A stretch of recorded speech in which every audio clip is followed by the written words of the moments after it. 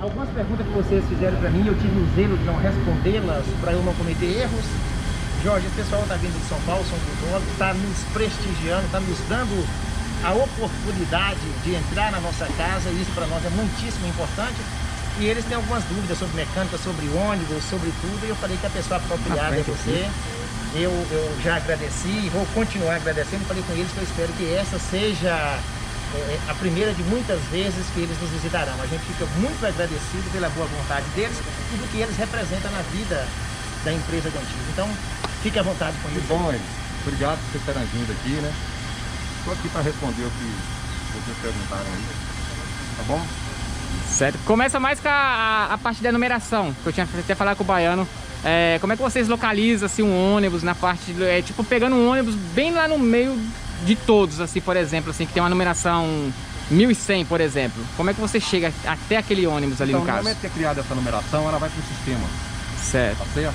Então, para cada modelo de carro, a gente tem uma numeração específica. Por exemplo, 16 mil, o leite.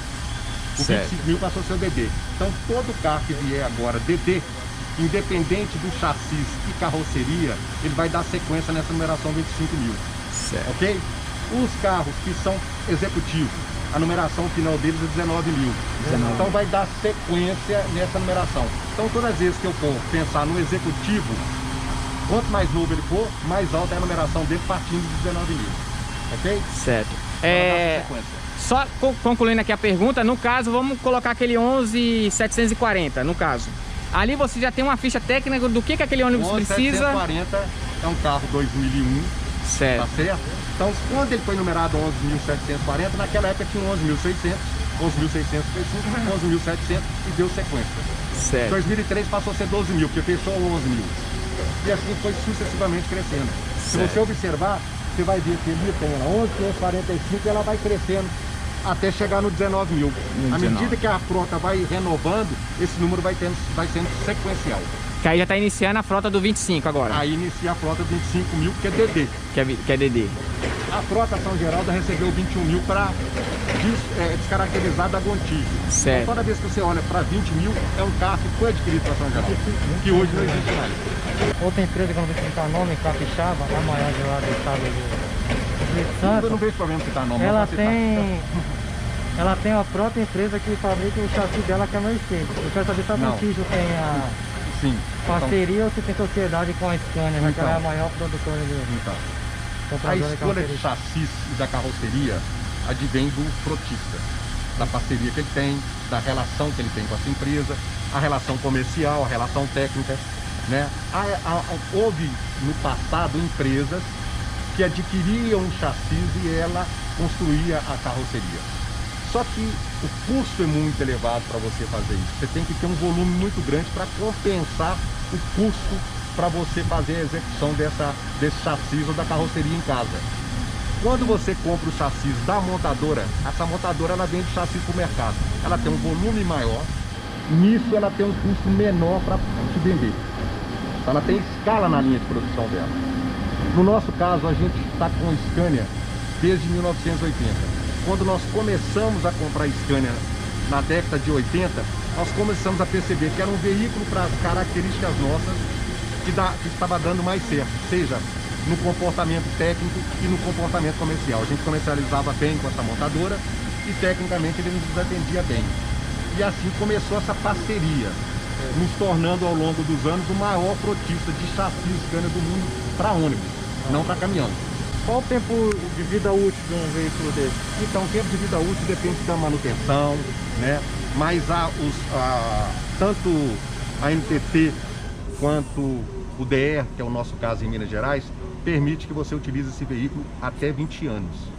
Desde que você tenha o compromisso, tenha um plano de manutenção que permite estar dando essa manutenção e permitindo que o veículo circule com segurança, né? Conforto, que é as exigências dos órgãos concedentes.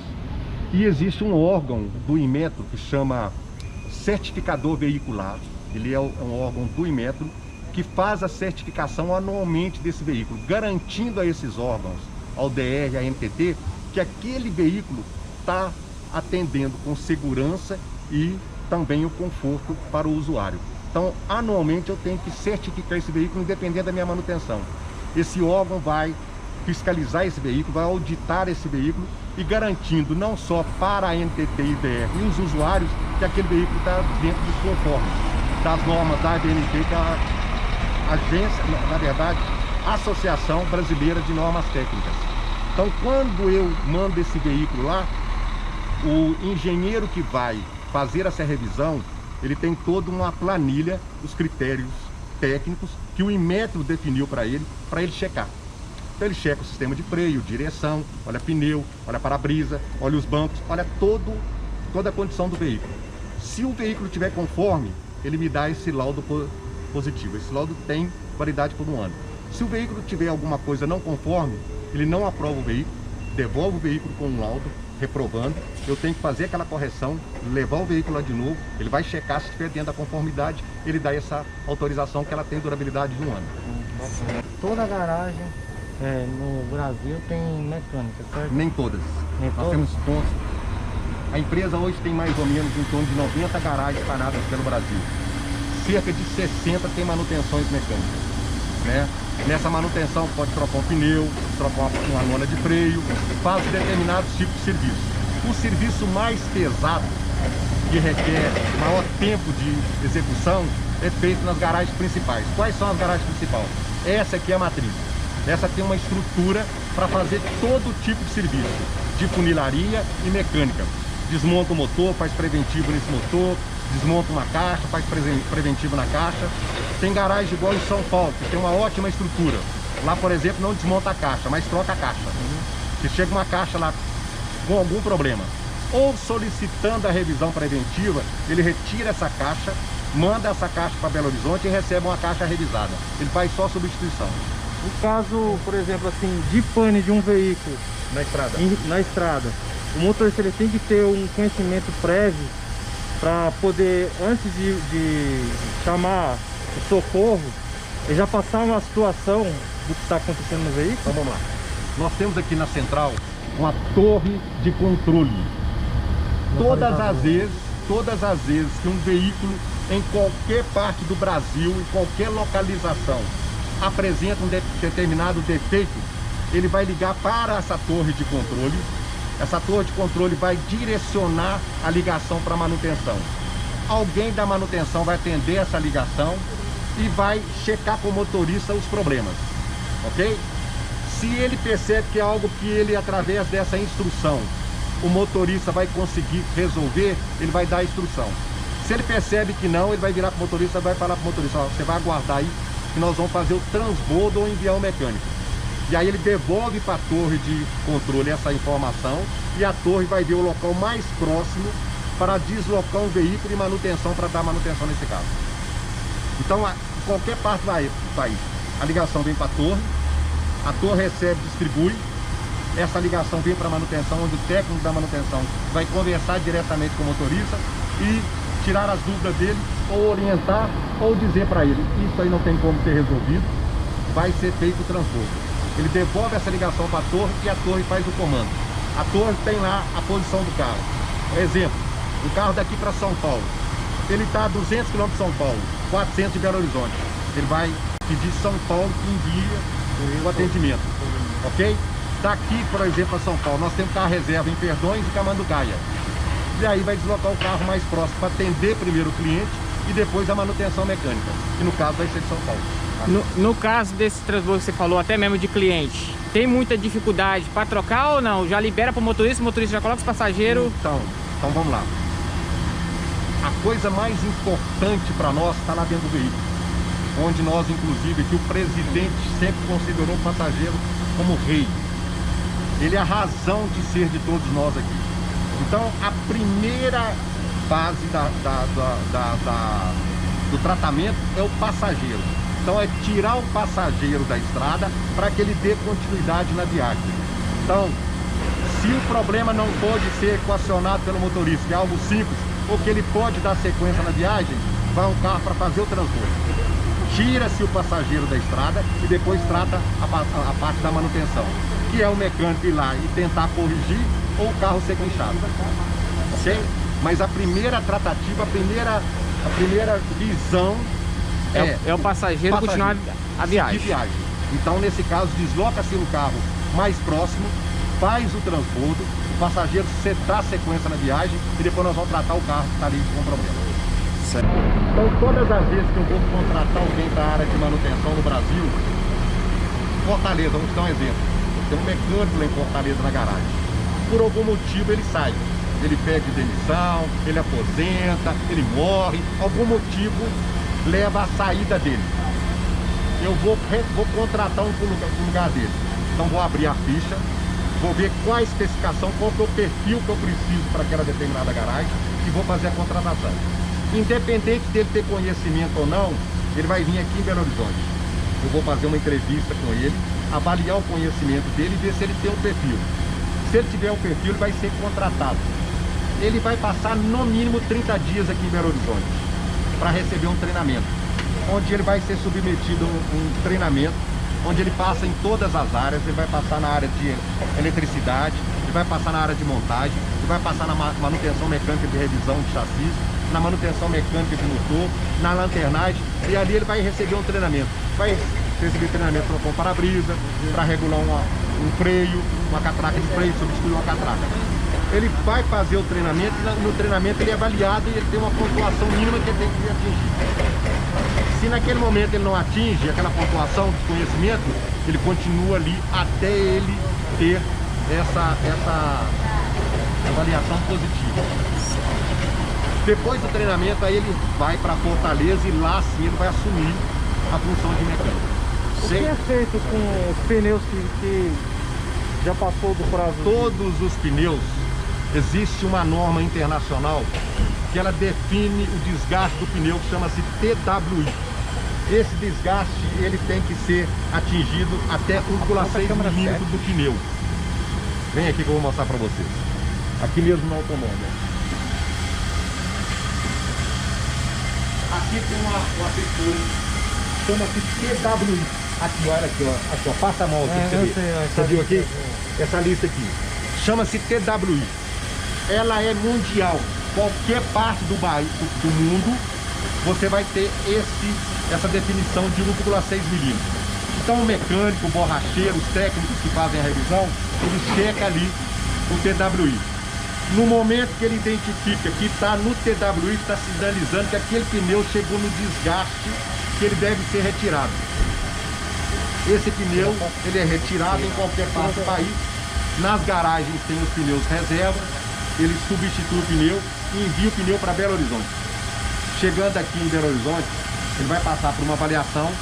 A empresa tem um parque industrial grande, onde tem recalcutagem, recicla de motores, montagem de motor. Falando do pneu, ele vai para a recalcutagem e ali o técnico vai avaliar se aquele pneu, por exemplo, é a primeira vida dele. Significa que ele pode ser recalcutado. Então ele vai raspar ele, avaliar a estrutura do pneu e ver se o pneu comporta ter recalcutagem. Aí ele vai fazer a recalcutagem. Esse pneu recalcutado, ele por normas, ele não pode entrar na dianteira. Ele vai trabalhar na tração ou no truque. Ok? Quando em 2015, quando foi a incorporação da Ação Geraldo pelo Grupo Gontijo, os funcionários da Ação Geraldo foi repassado para a Gontijo ou foram demitidos? Não. Quando a Gontijo adquiriu a companhia Ação Geraldo? 2003. A aquisição foi em dezembro de 2003 e assumida em 2004. Todos os funcionários da Ação Geraldo ficaram com a Gontijo. Todos que desejaram ficar permaneceram. E a gente ainda tem hoje uma boa quantidade de funcionários oriundos da Ação Geraldo. Todos aqueles que viram uma oportunidade de permanecer na empresa e que atenderam o perfil técnico e eles também entenderam que a empresa era uma boa empresa para permanecer, ficaram. No caso, esses carros novos que chegaram, mesmo que são novos, acabou de sair da fábrica, chegando aqui, eles passam com um outro tipo de revisão ou então, já fica apto já para ir trabalhar? Todo veículo zero adquirido pela empresa, quando ele chega aqui na empresa, ele é submetido a uma revisão, onde nós checamos item por item, se não tem algo bambo, se não ficou torqueado da forma correta, se tem algo que tem vazamento. Esse trabalho é feito em conjunto com o representante do chassis aqui, que no caso da Scania é o concessionário em Belo Horizonte, ou o representante do encarroçador. Qualquer não conformidade, nós apontamos e pedimos que se faça a correção. Esse carro, depois de ter feito toda essa correção, feito o checagem, ele é feita a documentação e posteriormente entra em operação. Mas todo veículo ele passa por uma revisão de entrega, onde nossos técnicos fazem essa conferência. E aí nós temos um plano de manutenção que hoje, cerca de 300 itens, é feito a substituição preventivamente. Nós não esperamos dar o defeito. Por exemplo, revisão de cubo, rolamento. A cada determinada quilometragem o carro para substituir aquilo, estando com defeito ou não. Okay? As rodas. O que define a escolha das rodas? Tanto para alumínio quanto a roda preta? Parte técnica, né? No passado nós utilizamos muita roda de alumínio, mas nós tínhamos problemas porque a roda de alumínio não é produzida no Brasil, é importada. E por se tratar de um importado, sofre uma série de variações cambiais, técnicas para entrega, e a roda de aço é produzida aqui. Então você tem essa vantagem de questão de custo. No caso do DD, por ser um carro diferenciado, nós optamos por ficar com roda de alumínio. Mas você pode ver carro de 2001 desse aqui, ó, que está com roda de alumínio. No passado nós operamos aqui com roda de alumínio. A frota tinha mais de 200 carros, uma frota de 500 carros com roda de alumínio. A gente chegou com esse alumínio dos carros com roda de alumínio.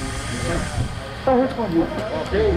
E compreendendo principalmente a estrutura da Bonitinho, que não é toda empresa, são raríssimas empresas que têm uma estrutura como essa, uma estrutura construída ao longo dos seus quase 80 anos de vida e que foi feita objetivando um único resultado: transportar o nosso cliente, que para nós é o rei, com segurança, com qualidade e conforto. Tudo isso aqui é feito com esse objetivo. Então tudo isso aqui é feito para a gente garantir, buscar a garantia contínua daquilo que a gente tem na nossa missão: transportar o nosso cliente com segurança, com qualidade e conforto. Obrigado, Jorge, mais uma vez. Obrigadão mesmo. Obrigado a vocês todos. Obrigadão mesmo. Para você. Obrigado por... Obrigado, Jorge, também. Obrigado, gerente também. Nós é que agradecemos. Você como baiano. Nós agradecemos. Obrigada a Adria, né? E tem a Fernanda também. Muito obrigado a vocês. Obrigado As por portas estão estar. abertas. E para nós é um prazer imenso recebê-los aqui. Obrigado, e eu espero que essa seja a primeira de muitas vezes que vocês venham aqui. Obrigadão mesmo. Agora faltou a nossa foto que combinou no DD agora, né? Foto do DD pra... Aí já finalizar o negócio já era. Isso, é importante.